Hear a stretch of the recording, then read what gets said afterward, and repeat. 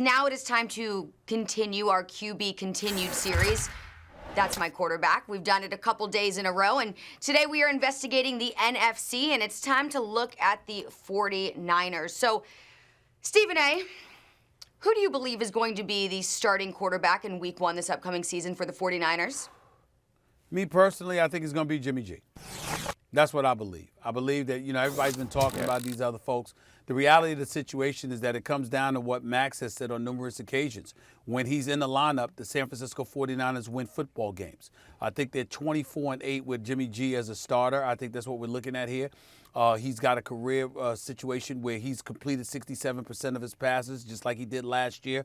I take that in consideration. I think about George Kittle being on this show not once but twice, raving about Jimmy G. I think about Richard Sherman raving about Jimmy G, along with others.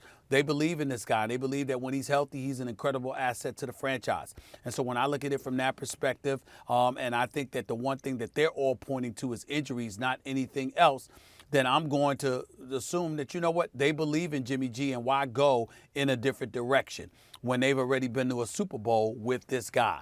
I think that's their mentality, and I think as a result of that, they hold on to him and they give him a chance to move the franchise forward. Well, I think Jimmy G is underrated. He's a guy who wins 3 times as much as he loses, as you point out, Stephen A., for franchises where when he's not playing, they lose more than twice as much as they win. So he's obviously a lot better than the backups, right? And it's not like he's playing for guys who don't know offense, Shanahan and and Josh McDaniels. Like he's been in situations where you think the backup could perform better. He's actually got value. But clearly they're looking. Clearly they think they can do better, right? It's out there too often. And where I look at is Atlanta, because I know they would take an enormous cap hit. I mean, they'd have to restructure something with Matt Ryan, but that team should be rebuilding. And Arthur Blank has said that Matt Ryan's going to have a voice in what happens in his future. And Shanahan is there in San Francisco, where they are loaded. And Jimmy G is doing a good job, but maybe they feel like the Rams felt with Goff, they can find someone who can do a better job. And even though Matt Ryan may be not what he once was, maybe they feel he's not what he once was, but maybe Shanahan looks at Matt Ryan and says, no, you give me that guy on this team. We got a defense too. We're going to be just fine. We can make a Super Bowl run. And I'll tell you why I think this also. Adam Schefter thinks this is going to be an unprecedented year of quarterbacks changing teams. We haven't really seen that yet. So as we go from team to team, I think some of these things are going to happen, and my guess is Matt Ryan in San Francisco. Yeah, I think the Matt Ryan thing, from your perspective, the number I think is going to be the kicker for me. It's just I'm not sure how they work that out. Also, the age of Matt Ryan, like 35. Quality of quality of upgrade for how long does that make you the powerhouse in the NFC? I'm not sure.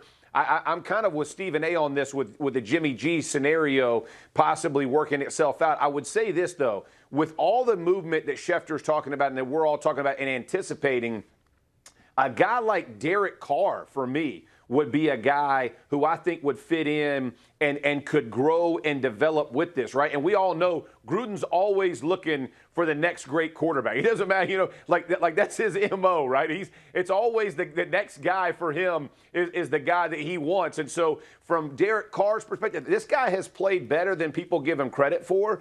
And I think for him, that type of situation, but with the movement that you're seeing in the NFL with all these quarterbacks saying, hey, I don't want to be in this situation, whether it's a Deshaun Watson type situation, finding that fit for Shanahan, I do think that is the piece that takes them back to the Super Bowl. And for all that we've said about Jimmy G winning and the ways he's won, availability is still the best ability. The guy gets hurt a bunch. And from my perspective, a guy blocking for you each and every week, the consistency of you showing up Sunday after Sunday after Sunday, there's something to that. So from the injury perspective alone, I would at least look around.